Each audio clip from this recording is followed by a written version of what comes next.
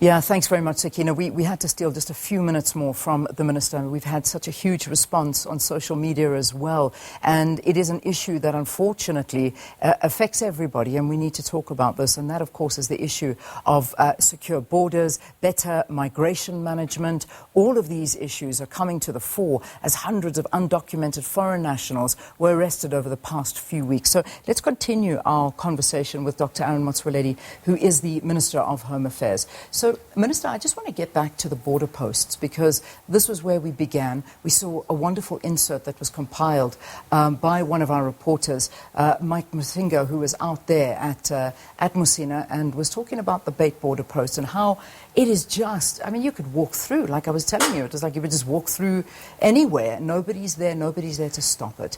What do we attribute the failure of these porous border posts to? Let's differentiate between two things here, the border and the border post. The border post is an official gate through which people move between countries. And we've got 72 of those in South Africa. 53 are land border posts, 11 are airports, and 8 are seaports. We don't have a lot of problems on those. There are men, these 7 government entities who are there are men in those border posts. So most of the crossing is not happening at the official border post. It's happening at the borders. At the or borders, the lack yes. thereof. Where, yes, or lack thereof. And we are talking here about it. I mean, if you look at the land border, I mean, circumference in South Africa, 4,990 is land, and about 3,000, 3,700 is the sea. So all that must be actually manned. But the problems are not everywhere. For instance, the longest border post we have got, the longest border we have got is with Botswana. And the highest number of border posts we have got are with Botswana. 17 out of the 53 are with Botswana. 14 are with Lesotho, 11 with Swaziland, 7 with Namibia. And we don't have problems in those. The problems we are talking about happens only in 2. That is the 4 we have got with Mozambique and the 1 we have got with Zimbabwe. That's where most of the problems are. These other ones I've mentioned, between Botswana 17, Namibia 7, Lesotho 14, and Eswatini 11. We don't have experienced lots of problems. So we are talking about those small areas where there are big problems, as it was shown on the clip there. Yeah. And part of the Border Management Authority is exactly how we are going to deal with those. Yeah. When? Because even you are aware of the current financial situation we as a country find ourselves in. Where are you going to find the money to fix this up, to fix up the border? Were you even aware of how porous those borders were when you saw that report? Did you even know there were big gaping holes and that the fence was actually pulled down? Did you know that? Of course I do. Good, I'm happy to hear that. I definitely When are they going to be fixed? Everybody knows, because if you remember, let's take back how the borders were managed in the past. It was the army there because we were at war with our neighbors. It was the army there, but it was also wide commercial farmers who were given weapons literally to cut the post. There were even electric fences between us and Mozambique, in which a lot of people were electrocuted. You'll remember that after 1994, there was an international uproar about that South Africa cannot live as an isolated island. Yes, and that's how some of them were destroyed.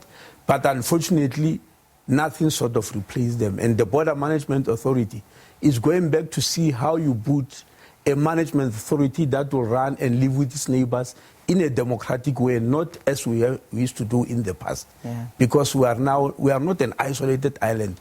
We are part and parcel of the continent and the international community. Just finally, Minister, while I've got you here, and let's wrap up on this note, we've seen a lot of Nigerians leaving, Mozambicans leaving out of the country. I mean, I'm not talking from our perspective, but from their perspective, going to airports, volunteer aircrafts coming in, evacuating, buses taking them out. Have you heard from authorities in these countries with regard to the treatment of these nationals, foreign nationals in the country? And what's that doing to relations? Leanne, let me put it this way. Between January and June, as a South African government, Home Affairs, we've deported 10,000 people. I'm hearing, because of what has happened, the emotions about lots of people leaving. For instance, we had about 600 Nigerians going back home. But when they left, only 195 left. Now you are talking about Mozambicans, Zimbabweans. There were 535 of them at the Ikuruleni, where they were given accommodation. But out of those, only 208 are prepared to go home. The other 327 said no, they want to be integrated back into communities in South Africa. So there's also an over-exaggeration of what's happening. I heard all over the media saying 600 Nigerians have left.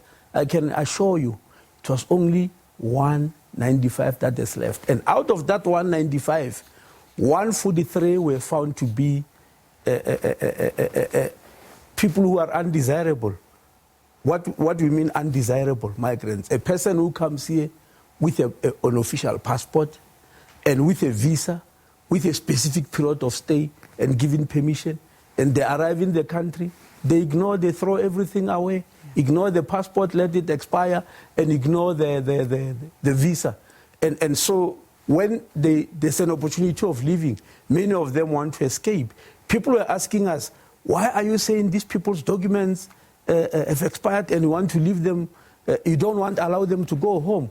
Some of them, we can't allow them because we have to check whether they never committed a crime. Some of them are people who committed a crime and say, oh, it's an opportunity to go back home, I'm going to escape, they'll just allow me through. We said no. We called police, we called Home Affairs official, we said let's process them. That plane was supposed to leave at 9 o'clock.